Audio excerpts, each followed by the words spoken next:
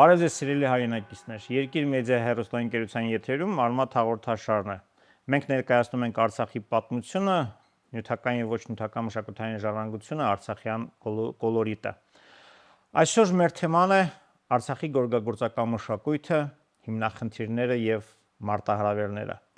Թեմայի շուրջ զրուցելու ենք պատմական գիտությունների թեկնածու պարոն Աշունչ Պողոսյանի հետ։ Բարև ձեզ, պարոն Պողոսյան։ Հազար բարև։ Նախ Արմատը Արցախի գորգագործական մշակույթի, որ անմիջականորեն կապված է ընդհանուր հայկական գորգագործական մշակույթի հետ։ Ես ընդհանրապես չեմ առանձնացրել, բարձր որ չեմ էլ առանձնացնելու Արցախյան գորգագործական մշակույթը հայոց գորգագործական մշակույթի։ Դա մի ընդհանրություն է, մի ամբողջություն է։ Այլ հարց է, որ կարող ենք ասել, որ Արցախյան գորգագործական մշակույթը իր հերթին մի ամբողջություն է կազմում հայոց հարևելից նահանգների գորգագործական, մենորոշ գորգագործական մշակույթի ավանդույթների հետ։ Այսինքն Արցախ, Սյունիք, այստեղ ինչ կա չկա, կարելի է այսպես ասել միջայլոց, սկսած լեզվաբարբառային ուրեմն տարերից վերջացրած այնտեղ տարազն է, այնտեղ սովորույթներ տարատեսակ, ծիսապաշտամունքային տոներ եւ այլն, բնականաբար նաեւ գորգերը։ Իրենք եւ տեխնոլոգիայով եւ նույնիսկ տերմիններով, եզրույթներով, թե գորգերին ինչ են ասել, գորգագործական արմարակներին ինչ անուններով են կոչել, դրանք էլ նույնն են։ Հասկանալի է, որ դա պատահականություն լինել չի կարող, դա ունի բնականաբար իր պատճառները, առաջերտին պատճառները նրանք են, որ միևնույն պատմաշխարհագրական տարածքն է, միևնույն պատմամշակութային միջավայրն է, միևնույն աշխարհաքաղաքական իրադարձություններն են այդտեղով անցել գնացել, եւ այդ ընթացքում էլ բնականաբար ձևավորվել են այդ բոլոր աղերսները, որոնց մասին ասեցի։ Եվ դա դեռ ամբողջը չի, ընդհանուր առմամբ ես եկել եմ այն համոզմունքին, որ կարելի է այդ ասածս տարածաշրջաներին միացնել նաև վասպուրականի հյուսիս արևելյան գավառները, որտեղ դիտարկումների համաձայն այնտեղի գորգագործական մշակույթին բնորոշ ավանդույթները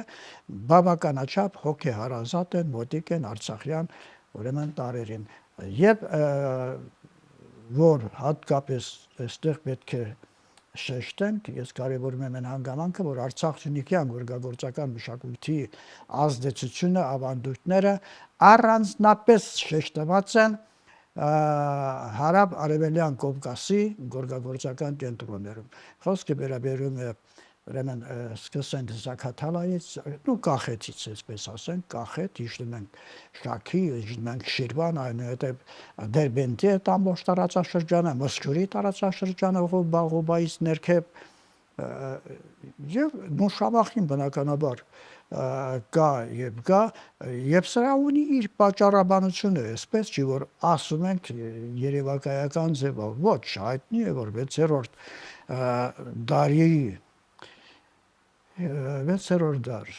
դարի վերջերից, չէ, այնտեղ Խոսրով Անուշիրվանն էր, որ Դերբենտի պաշտպանական գիծը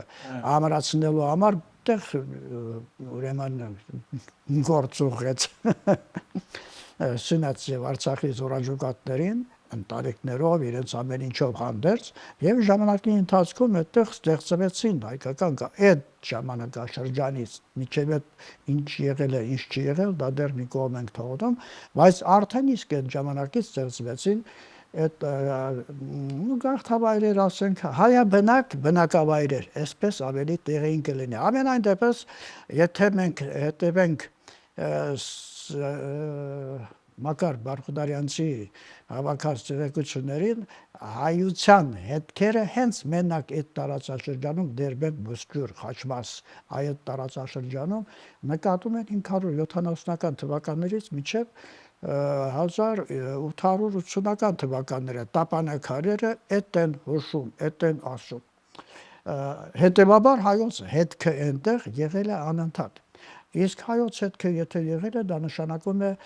որ գործը չի ավարտվել Խոսրով Անուշիրվանի ժամանակաշրջանով եւ Անուշիրվանի այնտեղ ուրեմն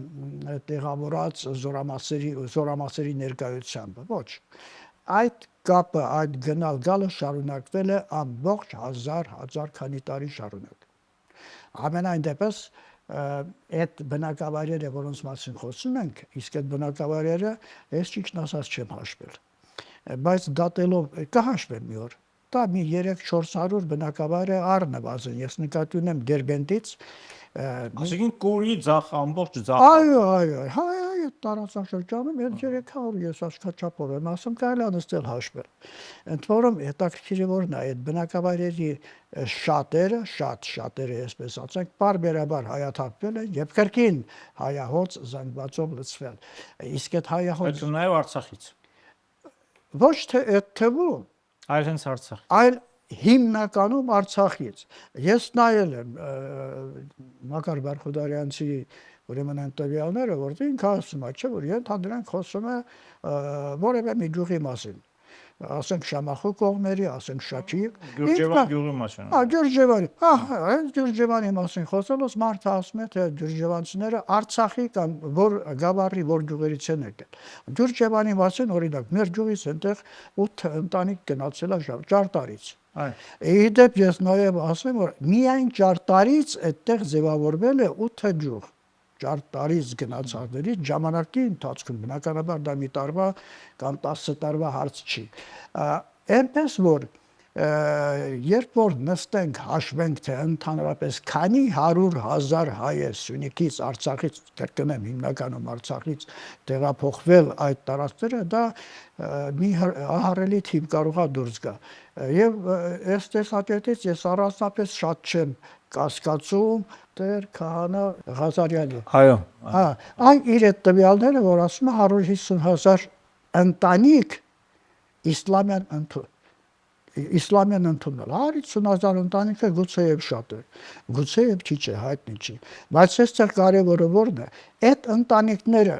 շատ են թե քիչ են, դա թողնենք, թեկուզ 20,000 ընտանիք են, 20,000 Արցախյան ընտանիքը կամ Սյունյաց ընտանիքը այդ մի 5-10 անգամ պիտի բազապատկենք ու դառնում է 100,000-ից ավել մարդ։ Մենք խոսում ենք գերդաստանների մասին։ Այստեղ որն եմ ես կարևորում եմ այն հանգամանքը, որ այդ իսլամ ընդունած արցախցիները կամ որևէ մի այլ տեղից է տեղափոխված հաստատված հայերը իսլամ ընդունելով ոչ են մոռացել իրենց ավանդական զբաղմունքները, իրենց ծեսերը, իրենց տոները, դրանք մնացել են իրենց արյան մեջ։ Էլ հավատալիքները դրիր հերթին, բայց զբաղմունքները մնացել են։ Այդ թվում գորգագործական մշակույթը, գործելը։ Դե հիմի տեսեք, թե ինչ է ստացվում։ Այդքան իսլամ ընդունած կլինեն, թե ուղղակի հենց մնացել են մաքուր հայերը, այդ մարդիկ զբաղվել են իրենց գործերով եւ այդ տվյալները կա, որ գյուղերն են հատկապես զբաղվել, որ գյուղերն են հատկապես որ գյուղերում է հատկապես զարգացած եղել գորգագործական մշակույթը, զբաղվել են, գործել են այն գորգերը, որոնք բնորոշ են եղել Արցախի գորգագործական կենտրոններին։ Իսկ իմիջիալոց Արցախի գորգագործական կենտրոններին բնորոշ կարպետների ներողություն գորգերի քանակությունը տիպերի մասն եմ խոսում, իմ տարբերակացները շարունակական գործ է սա 78 տիպ։ Այդքան տիպեր կան։ Հիմա այդքան տիպերի, ասենք, առնվազն կեսը ես տեսնում եմ հարավ արևելյան Կովկասի գորգագործական կենտրոններում։ Այն թուրքը, լաթիփը, մյուսները, դրա հետնորդները, այդ որ ասում են, մեր նա կովկասյան գորգերի 95%-ը իրենցն է, այդտենց բաներ դե ասում են, չէ։ Այդ մի բան իրականում չկա։ Ես այն մտքին էլ չեմ, որ ասեմ, այդ ինչ կա չկա մերն է։ Ես այդ աստիճանի անգրագետ տղա չեմ։ Բայց ասել, որ դա դրանում ընդհանրապես մենք չկանք, դա չի, այդ բան ընդհանրապես անհնարին բան է։ Այստեղ ընդհանրապես պետք է գիտահետազոտողի միտք, ոչ թե ինչ-որ դիլետանտի, ոչ թե ինչ-որ նկարչի, առևտրականի, չգիտեսելի ում։ Այստեղ պատմաբան, ազգագրաճետ, ժողովրդագրության գծով տեղյակ մարդ, պատմական աշխարհագրությունից տեղյակ մարդ, էլ ինչ կա այդտեղ։ Այդքանը հատկապես պիտի մարդ իմանա, այդ գործով կոնկրետ զբաղվող պետք է իմանա, որ դրա ասածը համարվի խելքից մոտիկ բան։ Թուրքերի մեջ այդ ձևը չկա։ Սա ես չեմ ասում, որ ինչ որ արհամարական չունեն, չկա։ Ընդ որում մեր մոտ էլ չկա, այնպես չի, որ մեր մոտ լցվել է, չէ։ Սա այն ոլորտն է, որտեղ նորմալ մասնագետի պակասությունը ակնհայտ է։ Պարոն Պողոսյան, 1960-ական թվականներին սկսվեց ընդհանրապես հայկական գորգի յուրացման քաղաքականությունը, հատկապես Արցախում, եւ նույնիսկ պատմում են, որ առևտրականները կամ Բաքվից ուղարկված հատուկ մարդիկ գալիս էին, գնում էին կամ փոխանակում էին նոր գործարանային գորգերի հետ, եւ դրա հետևանքը եղավ Բաքվում գորգի թանգարանի բացումը։ Դրա մասին ինչ կասեք։ Սկսենք նրանից, որ այդ գործընթացը, այսինքն հայոց գորգերը կամ ինչ կա չկա Կովկասում կամ Հարավային Կովկասում, թուրքական համարելը դա 60-ականներից չի, ավելի վաղ ժամանակներից է։ Որոնք կարծում են, որ այստեղի թուրքերը այդ օրինակը վերցրել են այն մյուս թուրքերից։ Իսկ այն մյուս թուրքերը դա սկսել են 1880-ական թվականներից։ Թուրքական հանրույթ ասվածը, ասենք եվրոպացիների աչքում ընդունված է եղել որպես ավարառու մի ցեղ, որոնք լավ կռվող են, լավ թալանող են, լավ եւ այլն, բայց մշակութային որևէ արժեք ստեղծող չեն։ Սա ընդունված է եղել։ Մի քիչ գուցե չափազանցված է, բայց ամենայն դեպս իրականությունը դա է եղել։ Իսկ 1870-ական թվականներին թուրքերի մեջ էլ արդեն ձևավորվել էր մտավորականություն, որոշակի առաջընթաց այնտեղ կար, եւ նաեւ մտածել են այ մարդ մենք կայսրություն ունենք, բայց ազգ չենք ոնց որ թե, որովհետեւ ազգը պիտի մշակույթ ունենա։ Մշակույթ ունենալ մի օրում չի լինում, բայց կարելի է մի 10 տարում սարքել փողով, վարձու գիտնականների միջոցով յուրացնել, այսպես ասած, ստեղծել մի լեգենդ, ըստ որի փոքրասիական ամբողջ մշակույթը ինչ կա, չկա, ինչ ստեղծվել է 3-4 տարիների ընթացքում, դա համարել թուրքական մշակույթ։ Եվ ստեղծվեց այդ լեգենդը, ստեղծվեց Սելջուկյան գորգի լեգենդը, թուրքական գորգի լեգենդը, եւ աշխարհը դա ընդունեց։ Աշխարհի միջալից ինչ ասեց ընդունում, մենակ չգիտես ինչ ձևով մատուցեց։ Այդ օրինակը այս թուրքերն էլ վերցրեցին։ Համենայն դեպս 1951 թվականին արդեն իսկ հրատարակվեց Լաթիֆ Չերիմովի այդ ադրբեջանական ասված գորգերի առաջի հատորը։ Եվ այնտեղ էր, որ այս թուրքը ասում էր, որ 95%-ը ադրբեջանական է։ Թե ադրբեջանական ասելով ինչ ենք հասկանում, մենք գիտենք։ Բայց այդ մարդը այդ ասելով հասկանում էր, որ այդ հենց այդպես էլ կա, դա ադրբեջանական է։ Դա այնպես որ նոր բան չի։ Այդ մեր մոտ է նոր բան։ Այդ մեր մոտ զարթոնքը կարելի ասել սկսվեց 70-ական թվականներից։ 70-ական թվականներից էլ բավականին մեծ չափով բարձրացավ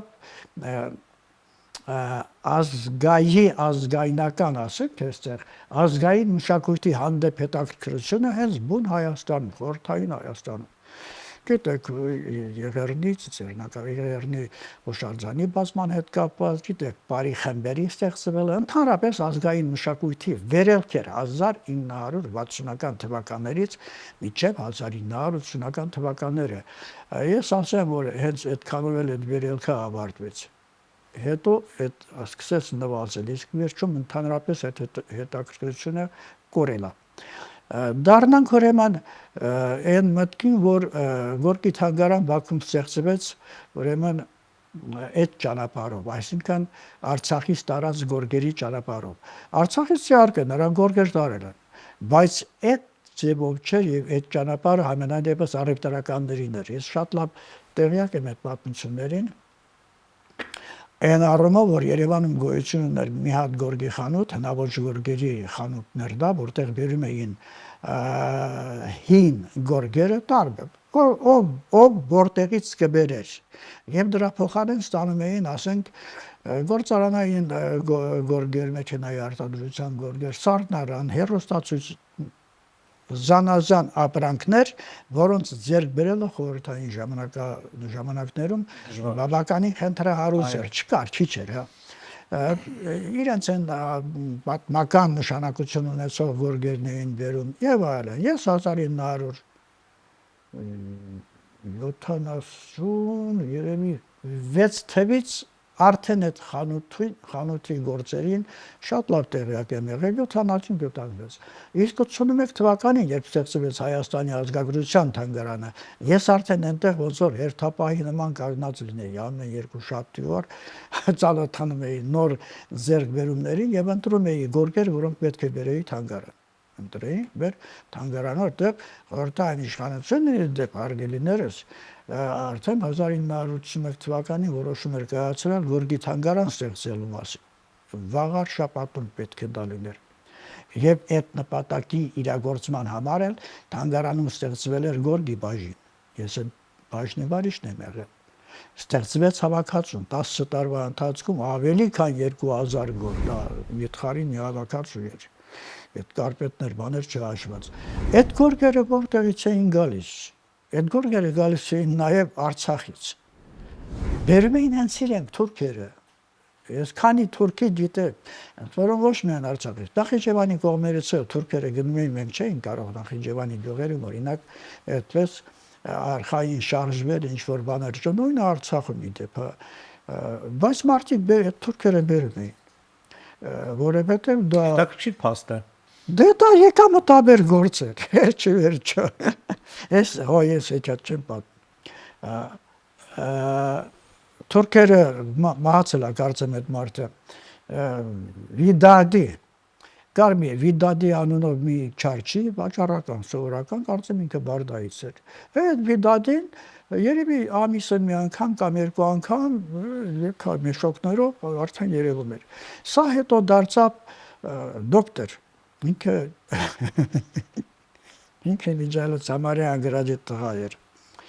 Նա եղավ դոկտոր, նա եղավ իրենց ուրեմն արվեստի ինստիտուտի կիրառական արվեստի վարիչ։ Եղավ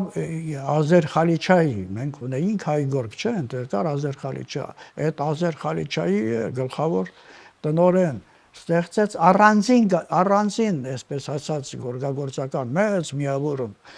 Մի խոսքով դարձավ գիտնական, խոսում էր այստեղ այնտեղ, կարծիքներ էր հայտնում, գրքեր ունի հրատարակա, այսպես եկա ալբոմներ։ Դա Վիդադին է։ Այդ տղան դեն ժամանակն չէր որ, բայց նա բերում էր այդ գորգը։ Մենակ ինքը չէր, բայց հատուկ չէր տեմը։ Այդ նույն գորգերից հասկանալի է, որ տանում էին նաև Բաքու։ Բայց Բաքվում արդեն օրինակ 60-ական թվականներին այդ թանգարանը կար։ Իրենց թանգարանը մի ճիշտ դժվարանամ կոնկրետ թիվը ասեմ, բայց 65-66 թվականներին, եթե չեմ սխալվում, ներողություն։ Հա, էլի, այդ թվերին արդեն բացված էր։ Մի առանձնապես բան չէր, բայց դե կար այդ թանգարանը։ Ես 81 թվին այդ թանգարանում եղել եմ։ Այդ հետո էր որ նրանց թանգարանները շատացան, հիմա իրենք 15-16 թանգարան ունեն։ Եվ ինչն էր թանգարան ունենալու առավելությունը, անկախ նրանից թե դա լավ ավատա, այդ թանգարաններում աշխատողներ են լինում։ Եվ այդ աշխատողները ժամանակի ընթացքում բոլորը չիհարկե, բայց մի մասն էլ մասնագիտանում է։ Եվ թուրքերի մոտ հիմա հարյուրավոր մասնագետներ կան։ Մի քիչ լավ, մի քիչ վատ, բայց ամեն դեպքում նրանք խոսել գիտեն, գրել գիտեն, որ այս ամեն ինչը մերն է եւ աշխարհում եկանելն էլ հենց իրենք են անում, այդքանով են անում եւ իրենց ձայնը սփռվում է աշխարհում մեկ։